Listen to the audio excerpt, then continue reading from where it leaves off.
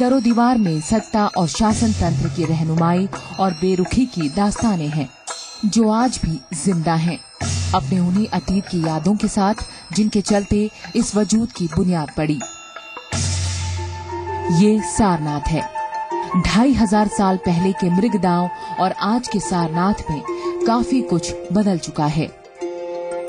घने जंगलों की जगह खंडहरों ने ले ली है और छोटे छोटे टीलों की जगह पर बुलंद है मंदिर। ऐसे मंदिर जो अतीत की उन कहानियों की सार्थकता को जाहिर करते हैं। इन मंदिरों के साए में आज भी बौद्धिकता की मशालें जलती हैं। परंपरागत वेशभूषा में आबद्ध बुद्ध के दर्शन और ज्ञान के सहारे जीवन की नई परिभाषा तलाशने की कोशिश होती है और इनका आकर्षण आज भी सबको यहाँ खींच लाता है। फिर फर्क नहीं पड़ता कि कौन देशी है और कौन विदेशी।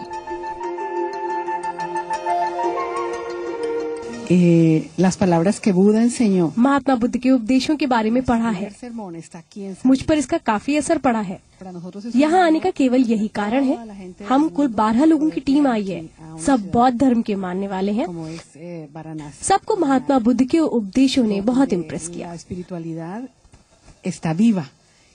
Cada paso que damos vamos encontrando a nuestro alrededor cantidad de personas hermosas de aquí, de tu ciudad, que son las primeras que se benefician de बुद्धत्व के निशान आज भी यहाँ बाकी हैं। हालांकि गुजरे वक्त में इन पर चोट भी कम नहीं हुई है।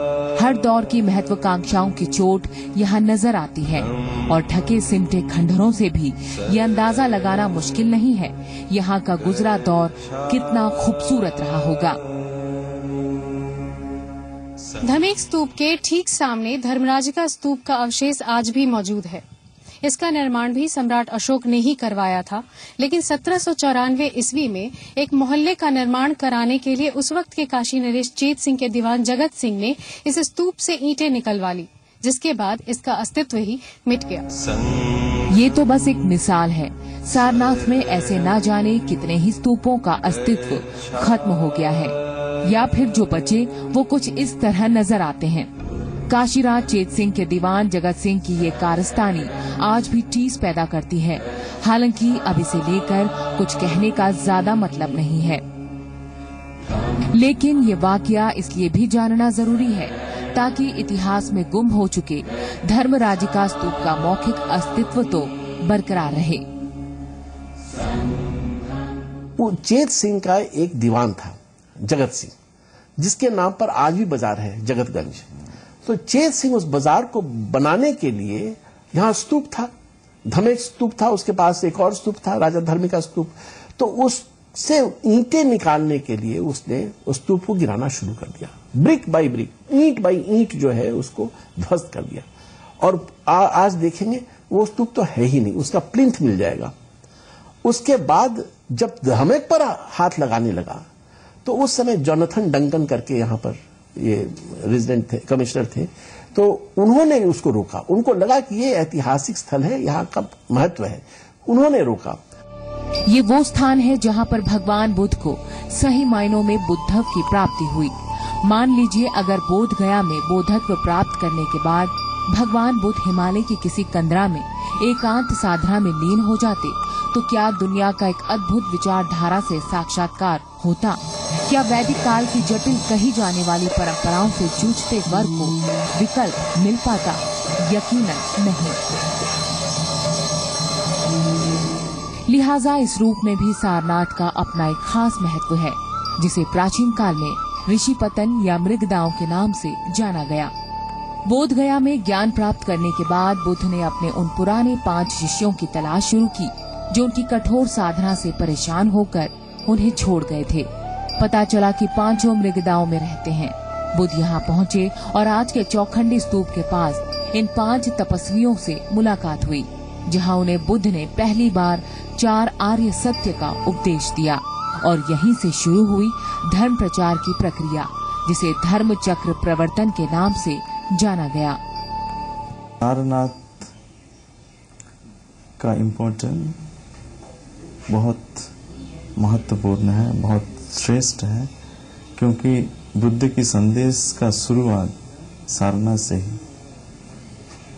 ज्ञान प्राप्त तो बोध गया में ही, लेकिन उपदेश यही से शुरू। तो यही तो सबसे महत्वपूर्ण जगह है पूरा विश्व बौद्ध के लिए, क्योंकि अगर उन्होंने यहाँ उपदेश नहीं दिया तो बुद्ध का संदेश दुनिया को नहीं मिलता। इसलिए सारनाथ बुद्ध गया के अलावा जो सेकंड हम लोग के लिए, बौद्ध विश्व के लिए बहुत सबसे महत्वपूर्ण जगह माना जाता है। सारनाथ से शुरू हुई धर्म चक्र प्रवर्तन की परंपरा धीरे धीरे वैश्विक स्तर तक पहुंचने लगी। कुशीनगर में महात्मा बुद्ध के महापरिनिर्वाण के बाद मौर्य सम्राट अशोक ने सारनाथ में स्तूपों का निर्माण कराया तो कई शिलालेख लगवाए। इनमें प्रमुख था अशोक स्तंभ, धमेक स्तूप और धर्मराज का स्तूप, जिसके अब अवशेष ही बचे हैं। प्रमुख केंद्र होने के नाते सारनाथ हमेशा से ही बौद्ध धर्मावलंबियों के लिए एक तीर्थ रहा है, जिसका नतीजा है कि आज भी यहाँ देश विदेश के बौद्ध अनुयायियों द्वारा बनवाए गए मंदिरों की कतार दिखती है। और प्राचीन काल से ही सारनाथ में बोधित्व की परंपरा का निर्वहन हो रहा है। 7वीं सदी में चीनी यात्री हुएनसांग ने यहाँ के स्तूपों और निर्माणों का वर्णन अपनी पुस्तक में किया है, जिसमें उसने यहाँ के विहारों में 1500 भिक्षुओं के अध्ययनरत होने की बात लिखी है। ऐतिहासिक आख्यानों से पता चलता है कि 11वीं सदी में भी सारनाथ शिक्षा के एक प्रमुख केंद्र के रूप में विख्यात था। बोधित्व से शुरू हुआ सफर आज भी अनवरत जारी है। 5 शिष्यों को ज्ञान देने से शुरू हुई परंपरा का निर्वहन अब भी हो रहा है।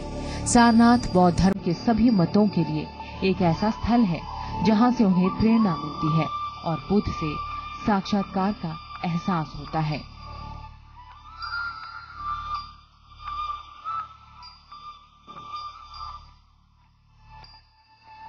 बनारस की सरहदों के भीतर ऐसी ना जाने कितना इतिहास भरा पड़ा है।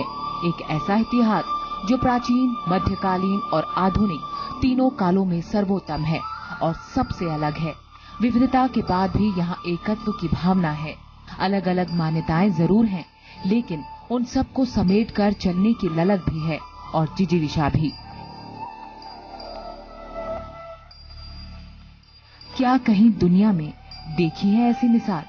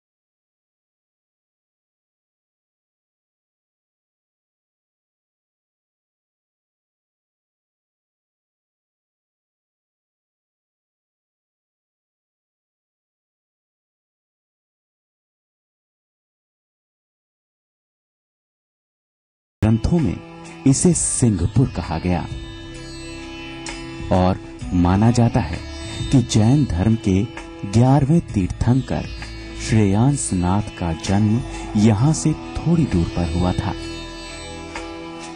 यहाँ पर सारंगनाथ महादेव का मंदिर भी है, जहाँ सावन के महीने में हिंदुओं का बहुत बड़ा मेला लगता है।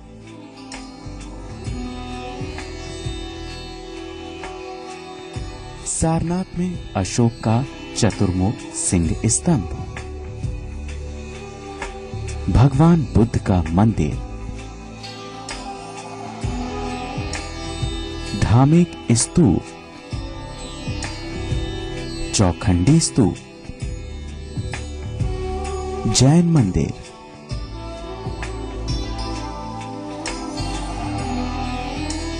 चीनी मंदिर, मूल गंध कुटी और नवीन विहार जैसे स्थान देखने लायक हैं। भारत का राष्ट्रीय चिन्ह यहीं के अशोक स्तंभ के मुकुट की द्विविमीय अनुकृति है। मोहम्मद घोरी ने सारनाथ के पूजा स्थलों को नष्ट कर दिया था। सन 1905 में पुरातत्व विभाग ने यहाँ खुदाई का काम शुरू किया। उसी समय बौद्ध धर्म के अनुयायियों और इतिहास के विद्वानों का ध्यान इधर आकर्षित हुआ। वर्तमान में सारनाथ एक तीर्थ स्थल और पर्यटन स्थल के रूप में लगातार आगे की ओर अग्रसर है। सारनाथ के इतिहास के बारे में बात करें तो यहाँ वैदिक काल में घना वन था। यहाँ हिरण घूमा करते थे। वैदिक समय में इसका नाम ऋषिपत्तन और मृगदाय था। ज्ञान प्राप्त करने के बाद गौतम बुद्ध ने अपना पहला उपदेश यहीं दिया था। सम्राट अशोक के समय में यहाँ बहुत से निर्माण कार्य हुए। हिंदू धार्मिक मान्यता तो ये भी है कि मृगदाय में सारंगनाथ महादेव की मूर्ति की स्थापना हुई और इस स्थान का नाम सारनाथ पड़ गया। बुद्ध के प्रथम उपदेश यानी लगभग 533 ईसा पूर्व से 300 साल बाद तक का सारनाथ का इतिहास अज्ञात है, क्योंकि खुदाई से भी इस काल का कोई भी अवशेष अभी तक नहीं मिला। सारनाथ की समृद्धि और बौद्ध धर्म का विकास सबसे पहले अशोक के शासनकाल में देखने को मिलता है। उसने सारनाथ में धर्मराज का स्तूप, धमेक स्तूप और सिंह स्तंभ का निर्माण करवाया। अशोक के उत्तराधिकारियों के शासनकाल में एक बार फिर से सारनाथ की अवनति शुरू हुई, लेकिन कनिष्क के राज्यकाल के तीसरे साल भिक्षुबल ने यहाँ एक बोधिसत्व प्रतिमा की स्थापना की। कनिष्क ने अपने शासनकाल में न केवल सारनाथ में बल्कि भारत के बहुत से स्थान में विहारों और स्तूपों का निर्माण करवाया। हर्ष के शासनकाल में ह्वेनसांग भारत आया। उसने सारनाथ को अत्यंत खुशहाल बताया था। हर्ष के बाद कई 100 वर्ष तक सारनाथ विभिन्न शासकों के अधिकार में था, लेकिन इनके शासनकाल में कोई विशेष उपलब्धि सारनाथ को मिली हो ऐसा न हो सका। महमूद गजनवी 1017 ईस्वी में वाराणसी पर आक्रमण करने के लिए आया और उसने सारनाथ को अत्यधिक क्षति पहुंचाई। गजनवी के बाद साल 1026 में सम्राट महीपाल के शासनकाल में स्थिरपाल और बसंतपाल नाम के 2 भाइयों ने सम्राट की प्रेरणा से काशी के देवालयों के उद्धार के साथ साथ धर्मराज का स्तूप और धर्म चक्र का उद्धार किया। सारनाथ में ही वो पवित्र बोधि वृक्ष स्थित है जहाँ पर भगवान बुद्ध ने ज्ञान प्राप्त करने के बाद अपना पहला उपदेश अपने 5 शिष्यों को दिया। ऐसा कहा जाता है कि सम्राट अशोक की पुत्री संघमित्रा ने बोधगया स्थित पवित्र बोधि वृक्ष की एक शाखा श्रीलंका के अनुराधापुरा में लगाई। उसी पेड़ की एक शाखा को यहाँ सारनाथ में लगाया गया। गौतम बुद्ध और उनके शिष्यों की प्रतिमाएं म्यांमार के बौद्ध श्रद्धालुओं की सहायता से यहाँ लगाई गई। इसी परिसर में 1989 में गौतम बुद्ध और उनके शिष्यों की प्रतिमा म्यांमार के बौद्ध श्रद्धालुओं के सहयोग से स्थापित की गई। 1999 में इस परिसर में बुद्ध के 28 स्वरूपों की प्रतिमा और लगाई गई।